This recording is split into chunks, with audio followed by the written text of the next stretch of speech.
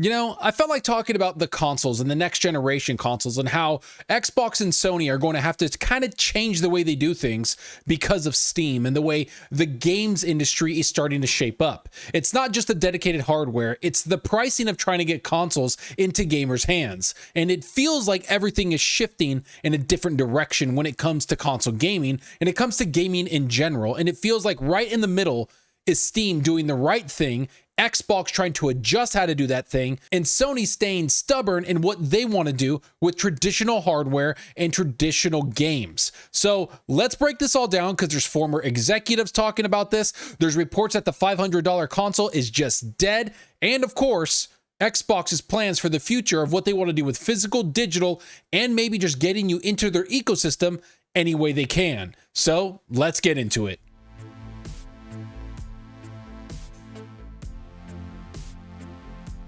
Hey, thanks for joining me. If you like the video, hit that like button, hit that subscribe button. Helps out the channel more than you know. So, we all know what's going on. There's the Rampocalypse happening. Every single hardware out in the industry is just costing way too much money, and it just feels like we're not going to get these nice, cheap consoles that have pretty decent power next generation. It feels like everybody is going to have to pay a premium. And when you get to that point where you're paying $1,800, $900, maybe even $1,200 for a console, you start to think, why am I not just going to PC where everything is open and I can get every single thing I want on there? And to be quite honest, a lot of people are thinking that. Now, if you go look through my channel, I am an Xbox guy. I've always has been, and I've been there for 20 years. I love Xbox. I've been there forever. And of course, I love Steam and all the other platforms because I've been on every platform my entire life. But mostly PC and Xbox. And even I'm sitting here seeing a lot of people within the community I know moving over to PC, even suggesting it, saying that, man, what's the point of being on console if it's not affordable anymore? What's the point of being on console if physical discs are going away and everything is digital? I might as well go to a platform that has made that into the best platform they can, which is Steam. And quite honestly, I don't blame them. So I kind of want to get into a couple of things. Number one is Peter Moore. If you don't know who Peter Moore is, he is the former CEO of Xbox back in the day when they were at the top of the world with the Xbox 360 era. And he had a few choice words to say about the console generations and what it looks like for the future. Here's what he had to say. Peter Moore, skyrocketing console prices threaten the future of dedicated hardware. I think that's probably what the hardware manufacturers are noodling right now, is the cost of making this stuff is now getting ridiculous. We can't compete. We can't even get supply for what we need because the chip manufacturers are fueling artificial intelligence demand. And they're looking at consumers and probably saying, we can't make enough profit on you.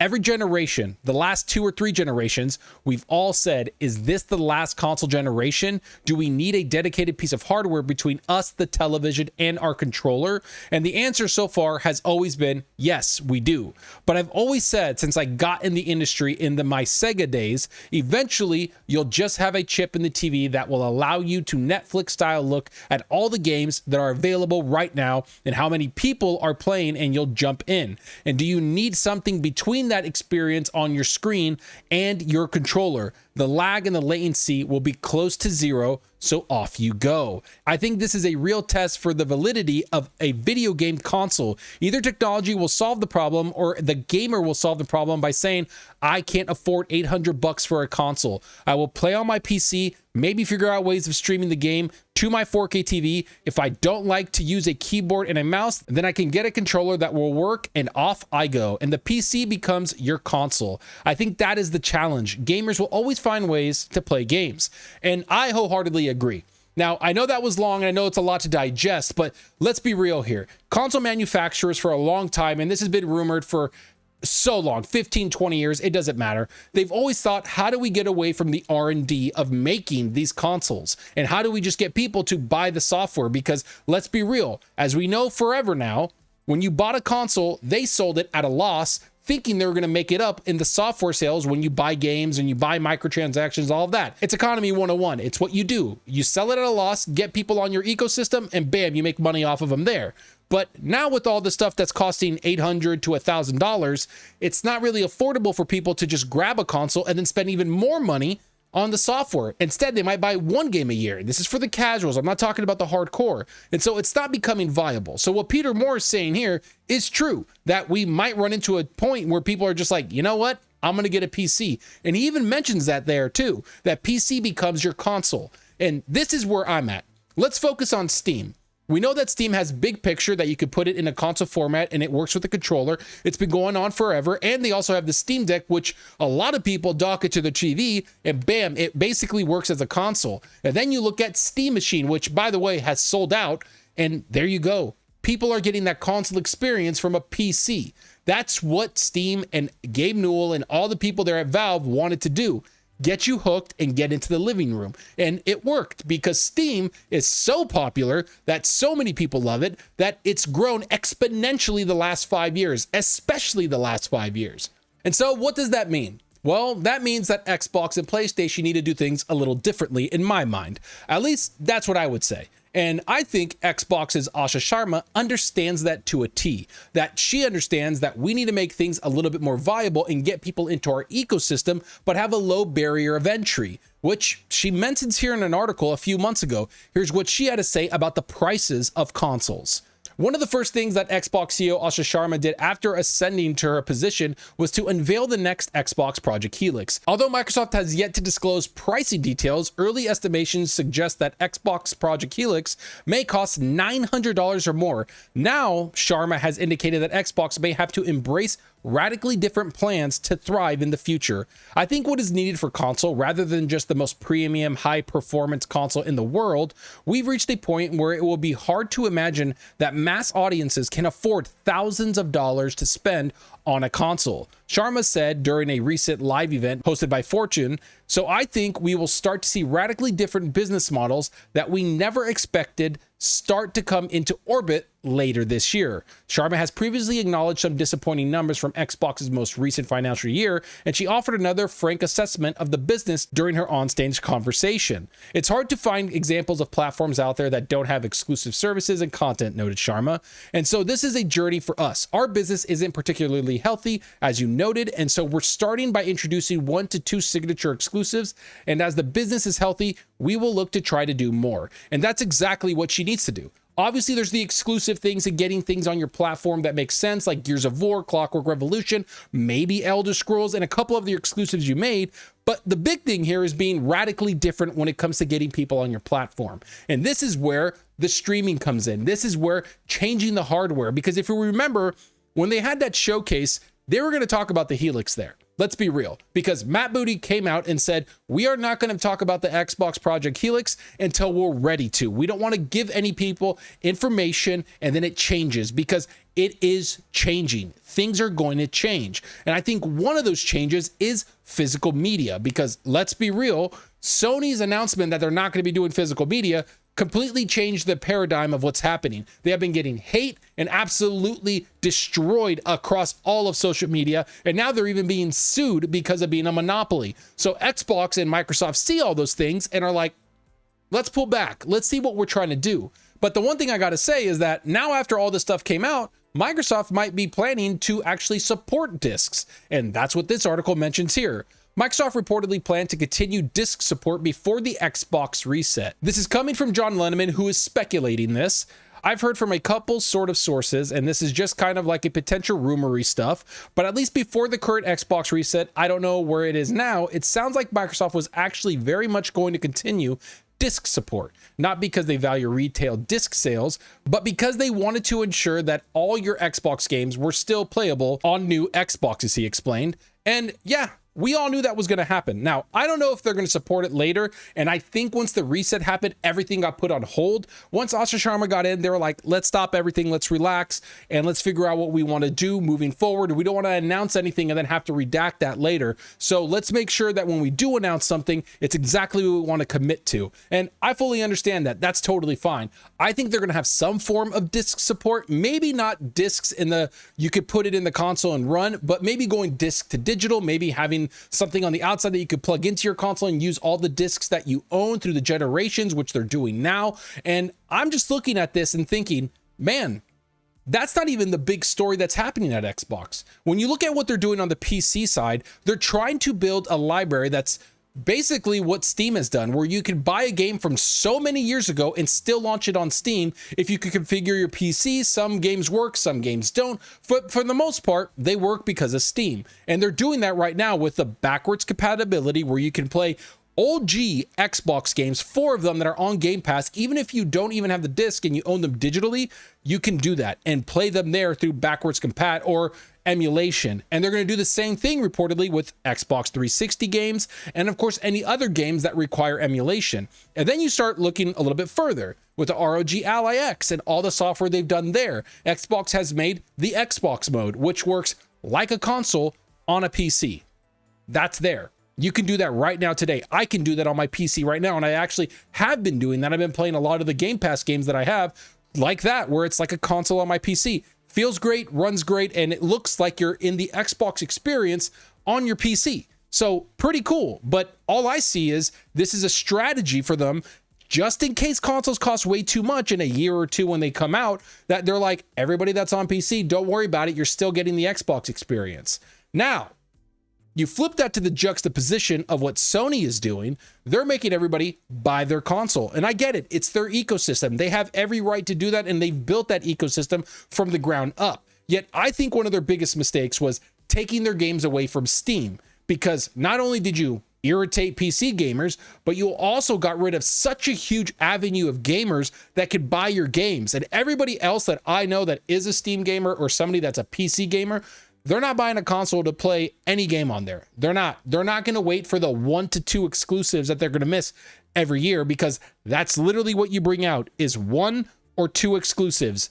That's it. Every other game you could get on Xbox, or you could get on Steam or another launcher. It doesn't matter. So that's what you're trying to put proposition value on, is those exclusives. Everything else you own and is kind of a monopoly on PlayStation. And then when you get rid of the discs, then we really don't matter, because that's the whole point of a console to me. At least that's what it's been like my whole life, is that when you get a console, it's affordable. It's something that you could get for $500, something that you can get easily, and then get a disc game for even cheaper, because sometimes you could get it used, you could trade stuff in. It was a really cool way to get into gaming that you didn't have to break your wallet over. And now it's turning into that you have to. Usually you paid a little bit more to get into PC, and then you had really great sales. Now you're paying a lot to get into console, and you're not getting great sales, and you're paying more. It's a little annoying. And just to kind of put this all together, there was an article that came out that said the $500 console is dead. Here's what they had to say.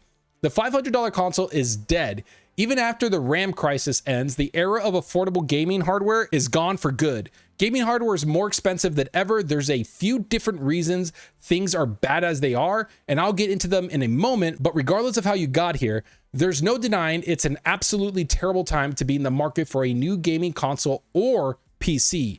Even worse is the realization that there's no going back. For the past 20 years, the rough price of entry for console gaming has maxed out around $500. The Xbox and PlayStation consoles of the last 3 generations all launched in the $400 to $500 range, and then typically got cheaper over the course of the generation thanks to less expensive slim console variants and inevitable holiday discounts. This generation has played out differently. The PS5 and Xbox Series X both launched in 2020 at that $500 sweet spot, but in the nearly 6 years since have only grown more expensive. First, their launches were hampered by COVID-19 pandemic related supply chain disruptions, leading to stock shortages that kept the price locked at or above MSRP for more than 2 years.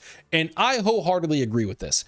I don't think those prices are coming back for consoles, because if we look at everything happening with AI and the RAM apocalypse and even storage, everything, somebody that works in tech as myself, we all see it. Companies have completely revamped their 4 to 5 year roadmaps because of this. They have completely revamped their tech refreshes, their refreshes of servers, all of these things going on. It costs an arm and a leg to do because nobody buys their hardware that far in advance. They wait to the year of, or at least a year before, purchasing everything, and then they allocate that budget. But when you look at the forecast of prices that's going to happen in the next 2 to 3 years, you're not going to buy anything because it costs way too much money to do that. And so people are just supporting older hardware or biting the bullet and upgrading as much as they can as they go.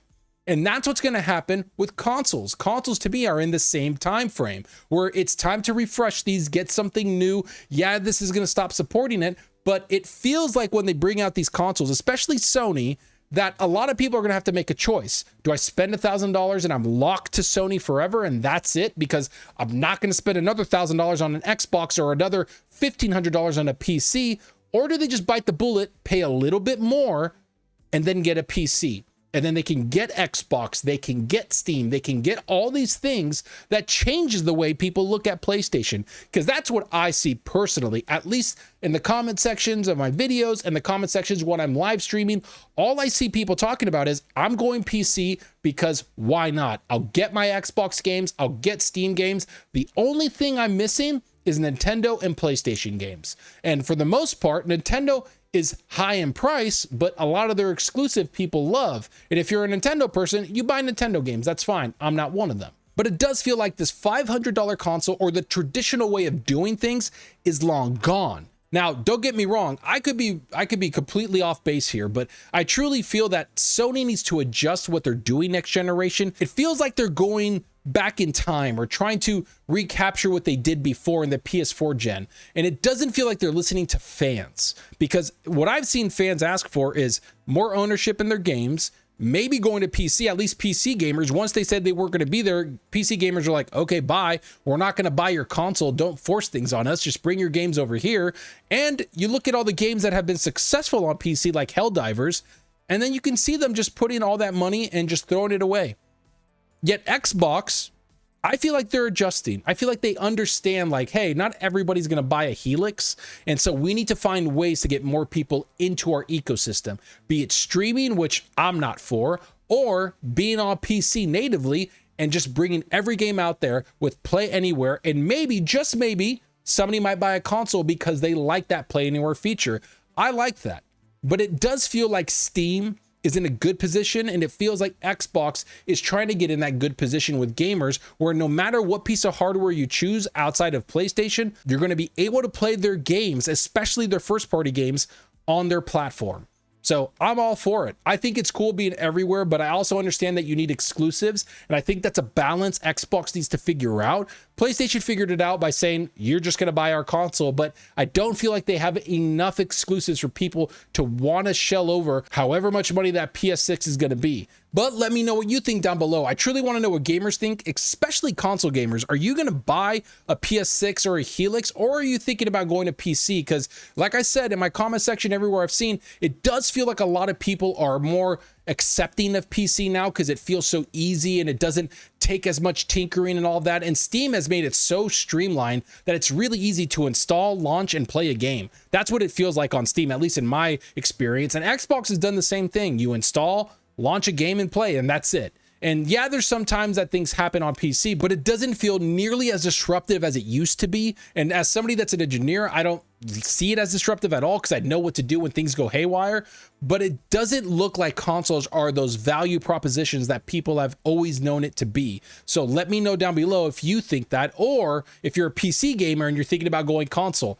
Maybe, who knows? Let me know down below what you think. And if you like the video, hit that subscribe button, hit that like button, helps out the channel more than you know. And you can follow me on Twitter at Zalker87, always on there talking games, sharing my latest videos. Plus, I always interact with everyone there, sharing articles, talking about gaming news. It's really cool. And you can follow me on Xbox, PlayStation, and Steam, Zalker87, always on there playing games. Currently, I've been playing a lot of Apex Legends because of the new season. I want to rank up, get up to plat at least. And of course, playing a couple TFT games. I like playing those games because I like competitiveness. And jumping into 007 again. I feel like I need to beat that. Playing AC Black Flag. That game's really good. And Halo. A lot of Halo. But also, Lord of the Rings. Yeah, that's right. That new one that came out, or the old one that they just brought out again and put back up on Steam.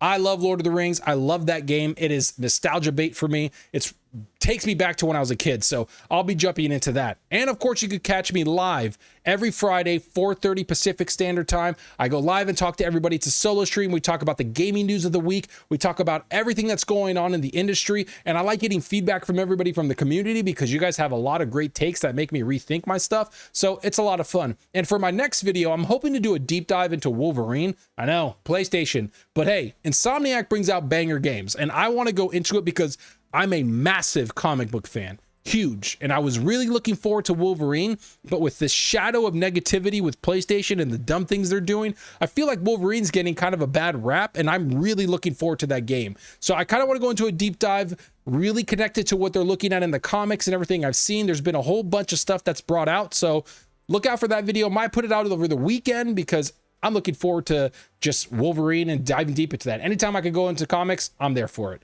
So hopefully I can catch you live on Friday, and hopefully we look forward to the next video. And that's all for now. Until next time, remember, enjoy your gaming. Later.